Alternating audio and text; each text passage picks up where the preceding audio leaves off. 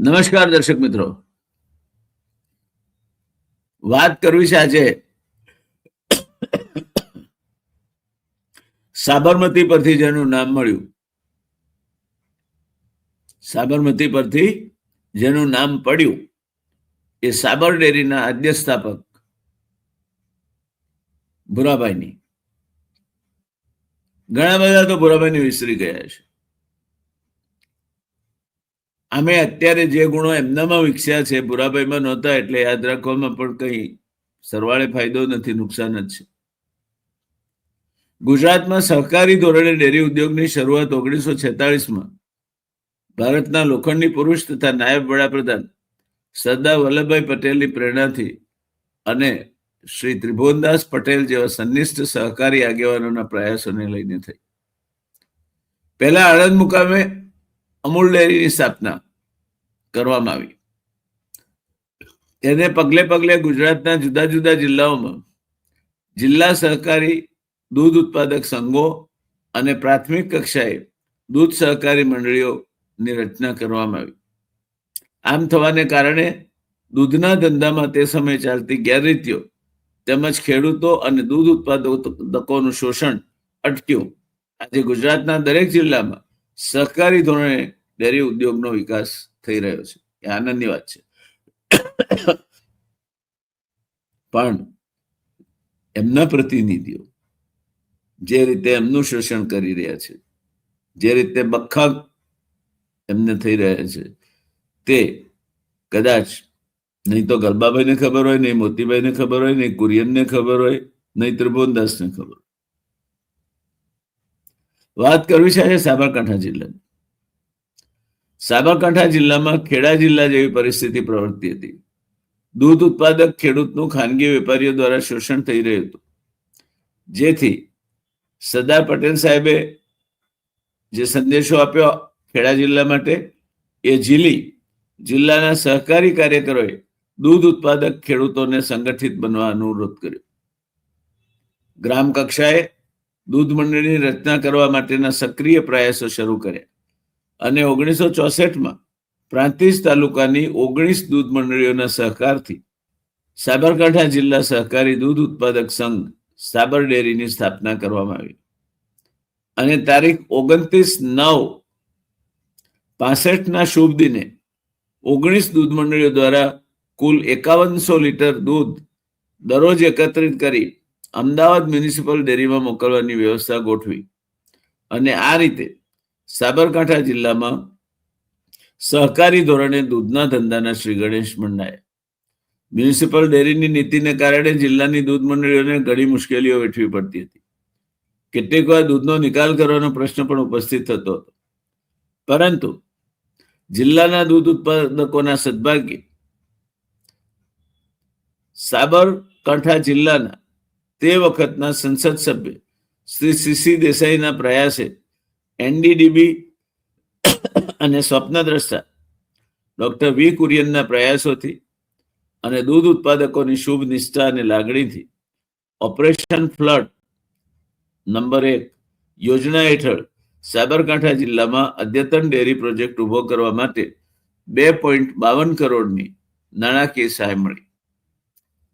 હાલની આ જગ્યાએ 11/6/71ના રોજ દૈનિક 1.5 લાખ લીટર જેટલી દૂધની ક્ષમતા ધરાવતી સાબર ડેરીના પ્રોજેક્ટનું ખાતમુહૂર્ત ડોક્ટર વી કુરિયનના હસ્તે કરવામાં આવ્યું અને બાંધકામની ઝડપી કાર્યવાહી હાથ ધરી 1974માં બાંધકામ પૂરું કરી પ્લાન્ટ તૈયાર કર્યો અને સાબર ડેરીના સ્થાપક ચેરમેન શ્રી ભુરાભાઈ પટેલના શુભ હસ્તે આ પ્રોજેક્ટ શરૂ કરવામાં આવ્યો.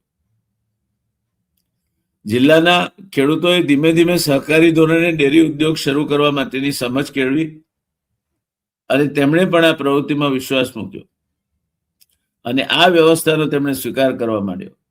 પરિણામે જિલ્લાના વિવિધ ગામોએ દૂધ મંડળીઓની સ્થાપના થવા માંડી.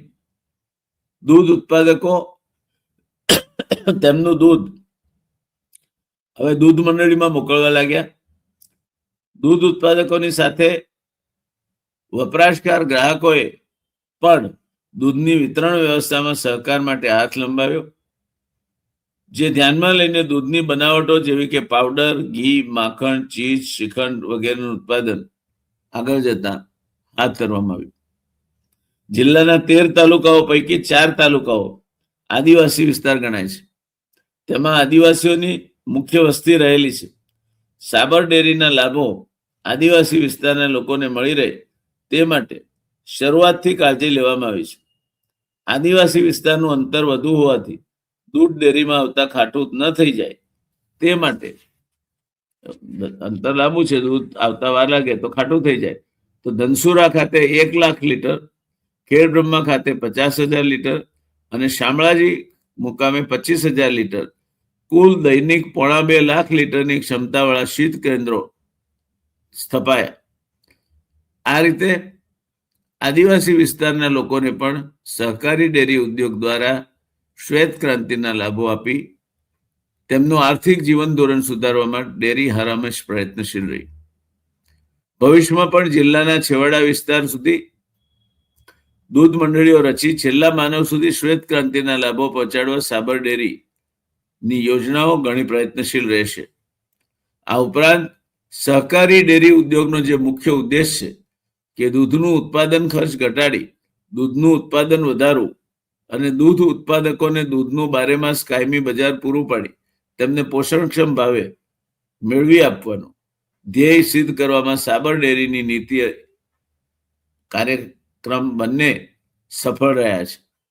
આજે સાબર ડેરીમાં દરરોજ લગભગ 4 લાખ લીટર જેટલા દૂધનું એકત્રીકરણ થાય છે. ડેરીની આ સિદ્ધિના ખરા યશભાગી તેના પાયામાં રહેલા 1245 ગામોમાં વસતા દૂધ ઉત્પાદકો અને મહિલાઓ છે. આણંદ પદ્ધતિની દૂધ સહકારી મંડળીની વિશેષતા એ છે કે આ સંગઠનમાં 4 પ્રકારના લોકો એટલે કે દૂધ ઉત્પાદકો, નેતાગીરી,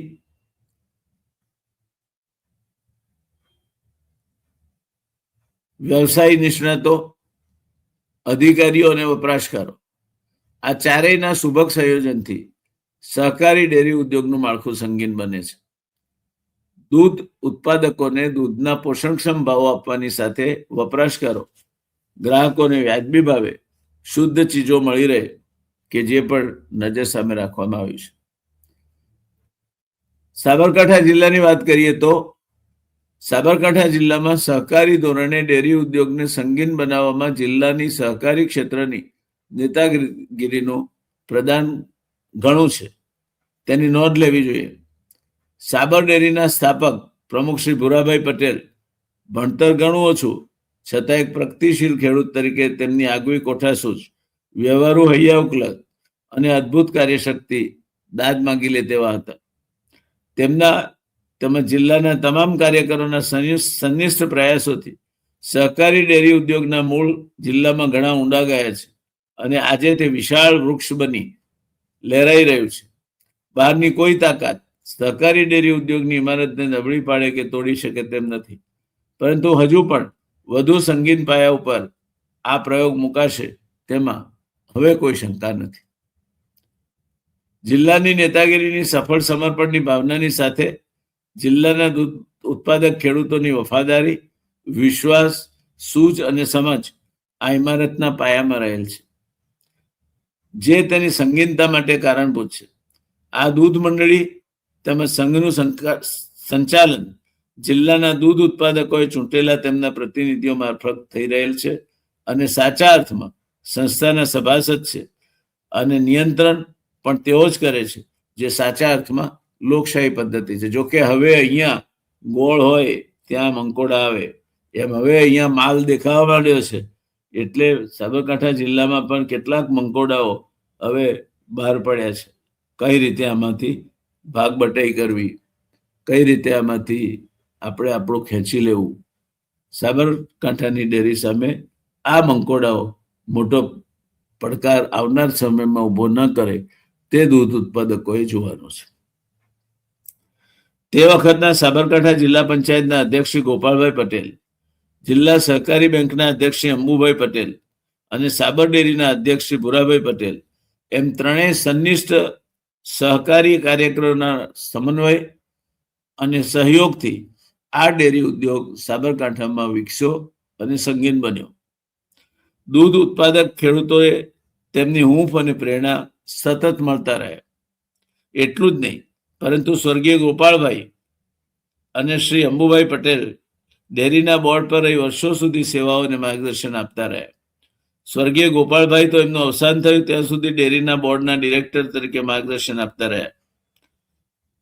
જિલ્લાના આ ત્રણેય સંગીન સહકારી કાર્યકરોની સેવાઓની કદર રૂપે ડેરીમાં તેમના તૈલચિત્રો મૂકી તેમની કામગીરી બિરદાવવામાં આવી છે અને આજે તેઓ જિલ્લાના સહકારી કાર્યકરો અને ખેડૂતોના પ્રેરણામૂર્તિ બની રહ્યા છે. દોસ્તો, માત્ર તૈલચિત્ર બનાવવાથી, તૈલચિત્ર મૂકવાથી કામ પૂરું નહીં થાય. ગોળ જોઈને જે મંકોડાઓ આવવા માંડ્યા છે, જે ડેરીના તંત્રને ભ્રષ્ટાચારમાં લપેટવા માંડ્યા છે, દૂધ ઉત્પાદકોને પૂરતું વળતર ન મળે એ માટે કાવા દાવા કરવા માંડ્યા છે, એમના સામે દૂધ ઉત્પાદકોએ સંગઠિત થઈ અને જે ગોપાળભાઈએ જે વારસો આપ્યો છે એને જાળવવા માટે પ્રતિબદ્ધ બનવું પડશે. નહીતર એક વાંદરો ને બે બિલાડી જેવી વાર્તા થશે. વાંદરો લૂંટ કરવા આવી ગયો છે, તમને અંદર અંદર લડાવી અને કઈ રીતે પોતે લૂંટમાં ભાગ બટાઈ કરે તેની તલાશમાં છે. આ ત્રિપુટીએ ચીંધેલા રસ્તે તમારે આગળ વધવું પડશે. એ આપણા સૌ માટે જરૂરી છે અને આજે તેમની સેવાઓને હૃદયપૂર્વક અંજલિ આપી તેમના પ્રત્યેનું આપણે ઋણ અદા કરીએ છીએ. સાબર ડેરીના આદ્ય સ્થાપક અને પ્રથમ ચેરમેન શ્રી ભોળાભાઈ ખોડીદાસ પટેલને એમના સાબર ડેરીના વિકાસના યોગદાન બદલ સન્માનપત્ર આપી બહુમાન કરવામાં આવ્યું હતું. આ સન્માનપત્ર એક રીતે જોઈએ તો સાબર ડેરીના વિકાસનો બોલતો દસ્તાવેજ છે અને એના વિકાસની ઝાંખી કરાવે છે. આ સંદર્ભમાં આપવામાં આવેલ વિગતો એટલી ઊંડાણપૂર્વકની છે, એનો સમાવેશ આ પુસ્તકમાં કરવા જતાં કેટલીક લંબાણપૂર્વકની વિગતોમાંથી વાચકે પર પસાર થવું પડે, એટલે માત્ર એના કેટલાક મુદ્દા જ મેં અહીંયા આમેજ કર્યા છે. પણ આ મુદ્દા અગત્યના છે. આ અંગે સાબર ડેરી દ્વારા પ્રસિદ્ધ કરવામાં આવેલ પુસ્તક સાબરકાંઠાની સાબર ડેરી અત્યંત માહિતીપૂર્ણ હોય. વધુ વિગતો જરૂર જણાય તો એ પુસ્તક તેમજ સાબર ડેરીના ત્યારબાદના પ્રકાશનોમાંથી માહિતી મેળવી લઈ શકાય. શ્રી ભોળાભાઈ પટેલનો સંક્ષિપ્ત પરિચય અલગથી લખી આપેલો છે, એટલે એના પુનરોચ્ચારમાં જતો નથી. સને 1971માં પૂજ્ય રવિશંકર મહારાજના આશીર્વાદ અને શ્વેત ક્રાંતિના પ્રણેતા ડોક્ટર કુરિયનની ઉપસ્થિતિમાં સાબર ડેરીના પ્લાન્ટનું ખાતમુહૂર્ત થયું હતું. ત્યારબાદ 1973માં મિલ્ક પેસ્ચરાઇઝ પ્લાન્ટ શરૂ થયો. 74માં 10 ટનની ક્ષમતાવાળા પાવડર પ્લાન્ટનો શુભારંભ થયો. જિલ્લાના દૂધ ઉત્પાદકોના ઉત્સાહથી સને 1977માં દૂધ ઉત્પાદન પ્લાન્ટની ક્ષમતા વટાઈ જવાઈ અને 1978માં 4 લાખ લીટરની ક્ષમતાવાળી પ્રોસેસિંગ પ્લાન્ટનો શિલાન્યાસ વિધિ થઈ. સાબર ડેરીના પ્રારંભ કાળે આદ્ય સ્થાપક ભુરાભાઈ કે પટેલ અને તત્કાલીન સહકારી આગેવાન શ્રી ગોપાળભાઈ પટેલ અને એમના સાથી શ્રી અંબુભાઈ પટેલ, આ ત્રિપુટીએ અગ્રણી સહકારી આગેવાન અને તે વખતના તેમના નિયામક મંડળના સાથીઓ, સંઘના કર્તવ્યનિષ્ઠ અધિકારીઓ તેમજ કર્મચારીઓ સૌનો આ ડેરી વિકાસમાં ફાળો છે. શીત કેન્દ્રો, પશુદાણ, સાબરદાણ જેવો સમતોલ તત્વ આહાર તેમજ વૈશ્વિક કક્ષાની ટેકનોલોજી થકી દૂધના અન્ય ઉત્પાદનો જેવા કે પનીર, શ્રીખંડ, ઘી, દહીં, છાશ વગેરેનું ઉત્પાદન સાબર ડેરીને વધુને વધુ નફાકારકતા અને એ રીતે એના સભ્યશ્રીઓને વધુને વધુ વળતર આપવાનો દાવો સંચાલક મંડળ દ્વારા કરવામાં આવે છે. આ બધું જો અક્ષરશ સાચું હોય તો દૂધ ઉત્પાદકો માટે અસંતોષનું કોઈ કારણ રહેવું જોઈએ નહીં. છેલ્લા કેટલાક વર્ષોમાં દરેક પ્રકારની સહકારી સંસ્થાઓમાં સરકારનો હસ્તક્ષેપ વધતો ચાલ્યો છે. આમ થવાને કારણે ડેરીના નિયામક મંડળમાં અથવા બોર્ડ ઓફ ડિરેક્ટરમાં સ્થાન પામવું એ મોભો અને પ્રતિષ્ઠા ઉપરાંત કેટલાક સહકારી ક્ષેત્રના આગેવાનો માટે મલાઈ ખાવાનું માધ્યમ બની ગયું છે અને રાજકીય પક્ષો માટે ઉઘરાણું કરવા માટેનું એક હથિયાર બન્યું છે. ડેરીના નિયામક મંડળના સભ્યોની બાદશાહી ઉડીને આંખે વળગે તેવી છે. એક જમાનામાં ગલબાભાઈ ચૌધરી પોતે કોઈ પણ મિટિંગમાં હાજરી આપવા માટે એક પૈસો પણ ફી લેતા નહોતા. આજે આવી ચોખલિયાગીરી કોઈને મંજૂર નથી. સહકારી ક્ષેત્રના કેટલાક આગેવાનો તો બેફામ ભ્રષ્ટાચાર યાદીઓ થકી અસર કરે છે, અને એટલે સહકારી તંત્રનો સહકારી ડિરેક્ટરો પોતે તો માલપાણી ખાય છે. વૈભવી ઓફિસો અને મોંઘાદાર ગેસ્ટ હાઉસો ઉપરાંત વિમાનોમાં ઉડાઉડ કરે છે. આ સંદર્ભે દૂધસાગર ડેરીના ઉપપ્રમુખ અને બોર્ડ ઓફ ડિરેક્ટરના સભ્ય દ્વારા ચેરમેન તેમજ તેમના મળતિયાઓ દ્વારા આચરવામાં આવતા ભ્રષ્ટાચાર અંગે ખુલ્લેઆમ આક્ષેપો કરવામાં આવે છે. ગમે તે કારણ હોય, પાછળથી બધું ભીનું સંકેલાઈ ગયું હતું. દૂધસાગર ડેરીના દૂધ ઉત્પાદકોએ પણ વિરોધ પ્રદર્શનો કર્યા હતા. પાટણ ખાતે દૂધસાગર તેમજ સાબર ડેરી દ્વારા કરવામાં આવેલા આ વિરોધ પ્રદર્શનોના અખબારી અહેવાલોની નકલો આ પ્રકરણને અંતે મૂકવામાં આવી હતી.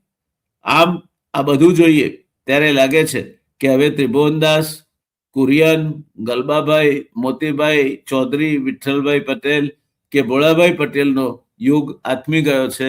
ખાવધરા અને તકની તલાશમાં તરાપ મારવા માટે બેઠેલા ભૂખ્યા ડાંસ જેવા કહેવાતા સહકારી આગેવાનો હવે આ ક્ષેત્રનો કબજો લઈ બેઠા છે.